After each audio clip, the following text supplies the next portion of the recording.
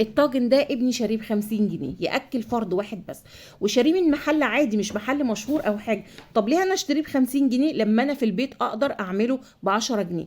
يلا نسمي الله ونصلي على رسول الله ونروح نشوف عملناه ازاي. جبت نص كيلو من الكنافه، نص كيلو الكنافه 28 جنيه، حطيته في الفريزر، وده عشان يسهل عليا ان انا اقطعه قطع صغنونه بسرعه، ما خدش معايا وقت لما وصل للشكل اللي انت شايفاه ده. بعد كده هتحضري كوبايه كبيره من السمنه الدافيه، هتنزلي على الكنافه وتقلبي الكنافه كويس جدا لحد ما تتغلغل كلها بالسمنه. غلفي الكنافه كلها بالسمنه بالشكل اللي انت شايفاه ده. ولو وصلتي لحد هنا في الفيديو ما تنسيش تحطي لي لايك وتصلي على النبي في الكومنتات. قدامك بقى طريقتين للتسويه، يا اما ترفعيه على النار وتقلبيه لحد ما ياخد اللون الذهبي، يا اما تفرديه على صاج وتدخليه الفرن. انا رفعته على النار وقلبته، خد معايا بالظبط حوالي ربع ساعة بس. تفضل ايدك فيه علشان ما ياخدش لون ولون، لا انا عشان يبقى اللون متوحد لازم ايدك تبقى فيه باستمرار لحد ما ياخد معايا اللون الذهبي زي ما انت شايفة كده.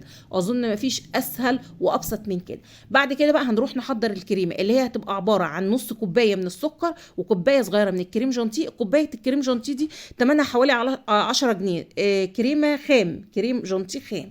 وهتحطي عليها كوباية مية متلجة طالعة من الفريزر، وطبعا هتضربيها بالمضرب الكهربائي، مش هينفع مضرب يدوي، لحد ما توصل للقوام ده.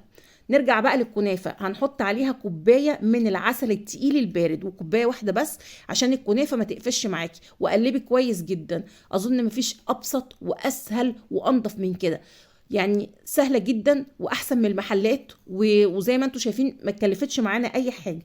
قلب بقى كويس كده وجهزي بقى الطاجن بتاعتك. ما عنديش كيش طاجن ممكن تحطيها في صينيه وتاكلوها بشكل جماعي.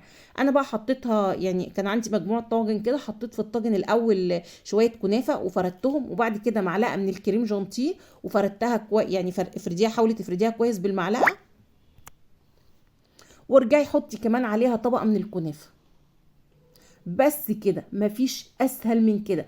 بعد كده بقى عايزه تحط لها من فوق شوكولاته، عندك فاكهه وعايزه تحط لها فاكهه من فوق، ايه اللي يعجبك. انا حطيت لها، سيحت لها شوكولاته وحطيت لها شوكولاته من فوق.